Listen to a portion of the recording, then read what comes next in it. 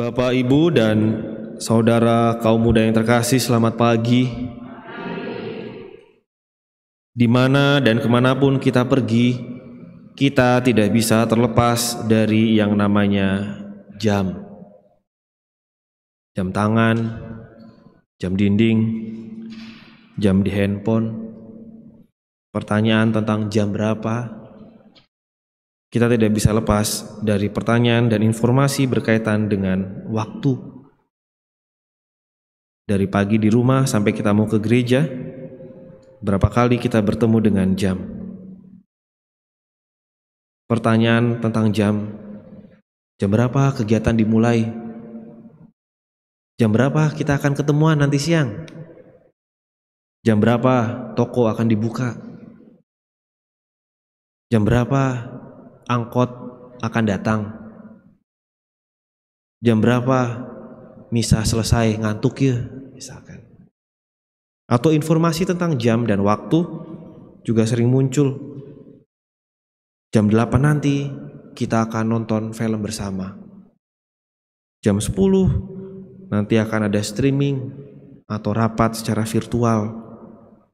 Jam 5 subuh besok harus bangun karena mau pergi rekreasi pagi-pagi. Kita tidak bisa lepas dari waktu dan jam.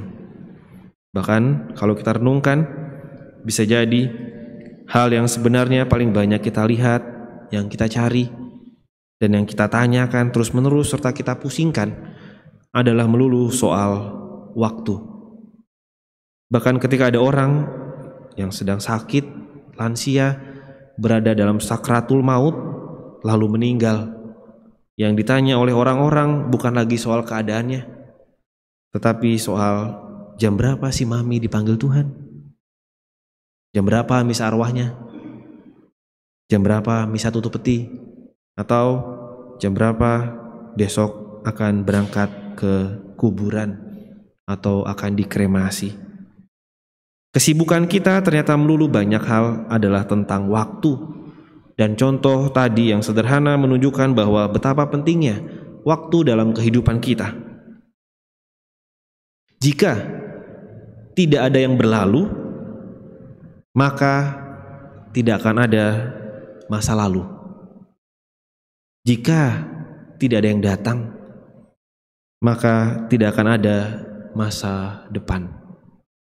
Dan jika tidak ada yang terjadi, maka tidak akan ada masa kini. Maka semakin jelas, secara sederhana kita bisa membagi waktu dalam 3 bagian. Masa lalu, masa kini, dan masa depan. Masalahnya, masa lalu maupun masa depan hanya bisa kita lihat pada apa yang terjadi dan kita alami di masa yang sekarang. Masa depan belum tiba. Karena belum tiba maka ya belum pernah terjadi. Karena belum terjadi ya tidak bisa dilihat, tidak bisa dipegang, tidak bisa dijalani. Yang bisa hanyalah diperkirakan saja. Diperkirakan saja pun berdasarkan apa yang terjadi di masa kini. Masa lalu juga sama, sudah lewat, maka tidak bisa dihadirkan kembali, hanya bisa dikenang pada konteks saat ini. Nah, ini menjadi bahan permenungan yang sangat baik bagi kita. Tempat kita memahami waktu adalah masa kini. Dari titik sekarang ini kita berada, kita memahami masa lalu dan memahami masa depan, serta memahami apa yang sedang terjadi saat ini. Jadi kalau kita melihat masa lalu dan masa depan, ya kita melihat dari titik masa kini. Masa kini atas masa lalu, masa kini atas masa sekarang, dan masa kini atas masa depan. Dan kita akan selalu melihat waktu dari titik masa kini. Contoh, kita melihat masa lalu, misalkan kita melihat pribadi mami kita yang sudah meninggal dari titik saat ini. Ketika kita sudah dewasa, sudah punya anak, sudah punya cucu, lalu kita memandang masa lalu mami kita. Kita memandang mami kita sebagai sosok yang ideal, sosok orang tua yang hebat merawat dan mendidik anak-anaknya. Kita melihat mami kita dari titik masa kini.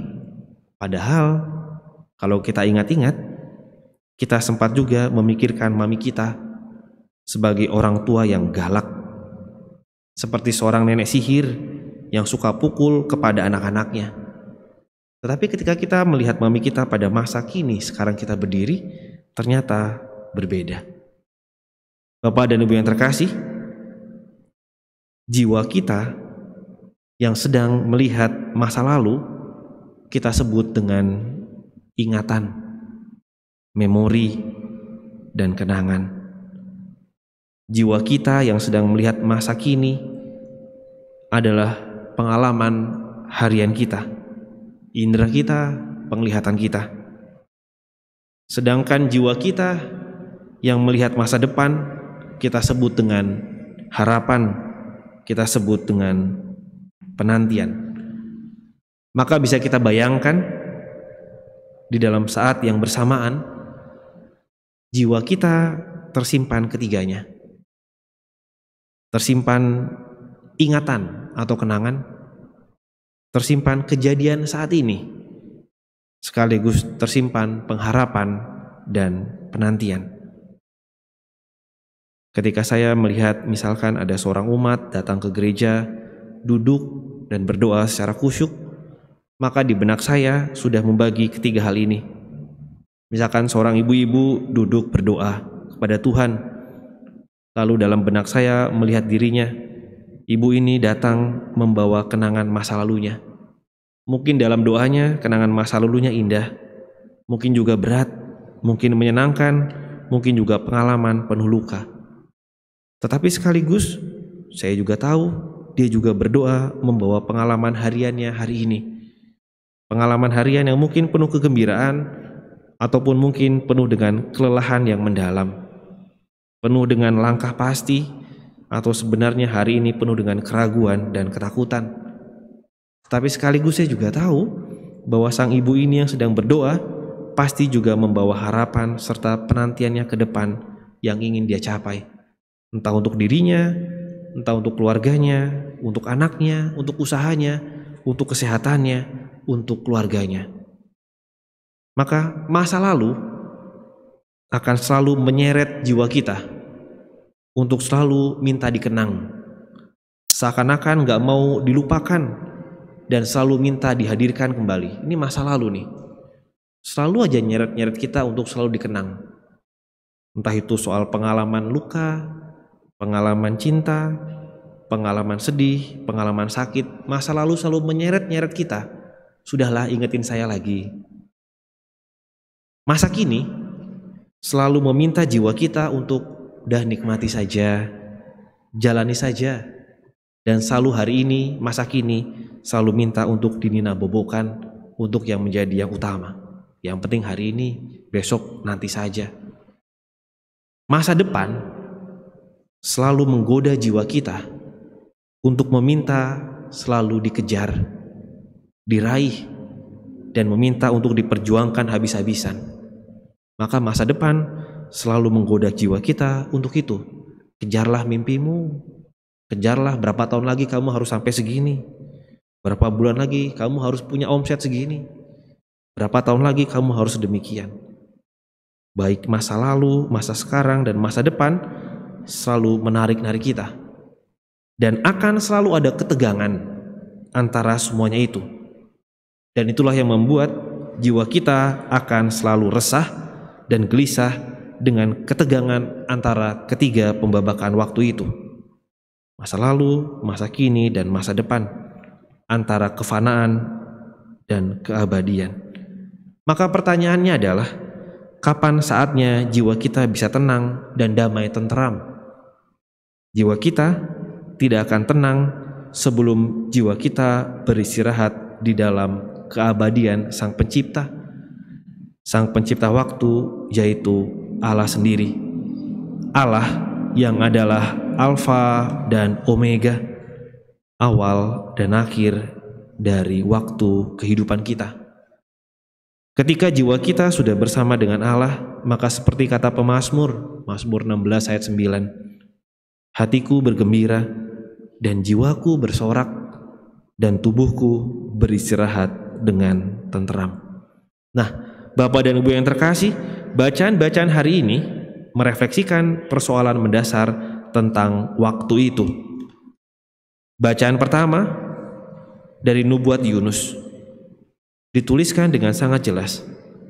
Untuk yang kedua kalinya Tuhan berfirman pada Yunus, "Bangunlah dan berangkatlah ke Niniwe, kota besar itu." Tertulis, untuk kedua kalinya Tuhan berfirman. Artinya, ada waktu yang kali pertama Tuhan berfirman kepada Yunus lebih awal, sehingga digambarkan ini adalah waktu yang kedua Yunus diminta untuk pergi ke Niniwe. Bacaan yang kedua dari surat Rasul Paulus kepada jemaat di Korintus digambarkan, saudara-saudara, waktunya singkat. Sebab itu, dalam waktu yang masih sisa ini, dan seterusnya. Waktu yang sekarang sudah singkat. Artinya, sebelum sekarang, dulu waktunya masih panjang. Tetapi sekarang sudah singkat, sudah mepet, dan tidak ada waktu lagi. Bacaan Injil dari Injil Markus hari ini digambarkan, Yesus memberitakan, waktunya telah genap. Kerajaan Allah sudah dekat, bertobatlah dan percayalah kepada Injil. Artinya, waktunya sudah tiba. Yang tadinya hanya berupa harapan dan penantian, sekaranglah saatnya tiba. Nah, semua refleksi waktu yang ditampilkan oleh bacaan-bacaan hari ini, konteksnya adalah waktu Allah, rencana Allah yang dimasukkan dalam pembabakan waktu manusia. Dan kita manusia tidak bisa lari dari tanggung jawab untuk merespon dan menanggapi tawaran rencana Allah dalam perjalanan waktu kehidupan kita. Ingat, di waktu yang pertama, Yunus kabur, tidak mau mengikuti rencana Allah. Yunus diminta untuk pergi ke kota Niniwe, menyampaikan bahwa Allah akan meluluhlantahkan kota tersebut. Malah dia melarikan diri. Akhirnya ditelan sama ikan. Dan bacaan hari ini adalah gambaran kesempatan waktu yang kedua bagi Yunus. Kesempatan untuk melaksanakan rencana Allah bagi dirinya dan bagi kota Niniwe yang sebelumnya dia kabur. Bapak dan Ibu yang terkasih, ketika waktu yang ditentukan untuk Yunus itu tiba, maka Yunus harus merespon. Sekali nggak cukup, dua kali disampaikan. Dalam bacaan Injil juga sama. Ketika waktu yang ditentukan tiba untuk Simon dan Andreas, untuk Yakobus dan Yohanes, mereka juga harus merespon, menanggapi, dan melakukan apa yang Tuhan inginkan dan rencanakan bagi mereka, yaitu, mari, ikutlah aku dan kamu kujadikan penjala manusia. Akhirnya mereka meninggalkan jala dan perahu mereka, mengikuti Yesus, dan mereka hanya dapat mempercayainya bahwa dia mengetahui rencana-rencana yang dia miliki untuk mereka. Rencana kebaikan, rencana harapan, bukan rencana bencana. Rencana yang memberikan mereka harapan dan masa depan. Kalau kita masih ingat lagu rohani zaman dahulu, ternyata dapat memberikan bantuan kita merefleksikan renungan hari ini. Lagunya seperti ini. Mari kita nyanyi. Dari semula telah kau tetapkan hidupku dalam tangan-Mu, dalam rencana-Mu Tuhan. Dari semula sudah ditetapkan nih pada masa lalu kita. Rencana indah telah kau siapkan bagi masa depanku yang penuh harapan. Maka baik masa lalu, masa depan, dan yang kita jalani hari ini, semua baik, semua baik. Apa yang telah kau perbuat di dalam hidupku, semua baik, sungguh teramat baik. Kau jadikan hidupku berarti. Maka Bapak dan Ibu yang terkasih, bolehlah refleksi waktu kita membawa kita pada perpenungan bahwa Tuhan akan selalu membawa kita pada saat ini, dan ini semua adalah rencananya. Rencana saya lahir seperti ini, di dalam keluarga ini, tumbuh dan besar di sini. Rencana Tuhan, suami atau istri saya ya seperti ini, anak saya ya seperti ini, keluarga saya ya seperti ini, dengan masa lalu saya yang memang seperti itu. Saya percaya kehendak Tuhan tidak akan pernah membawa saya ke tempat di mana kasih karunia Tuhan tidak akan melindungi saya.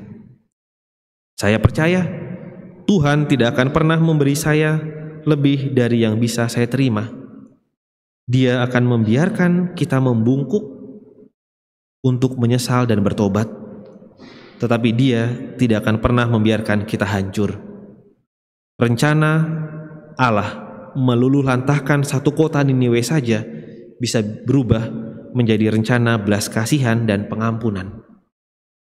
Dalam hal itu, jiwa kita akan merasa damai, karena kemanapun saya melangkah, kasih karunia-Nya selalu melindungi dan menjaga saya dalam kasih-Nya, agar saya berperilaku sebagai anak-Nya dalam pencobaan pengalaman-pengalaman harian saya saat ini.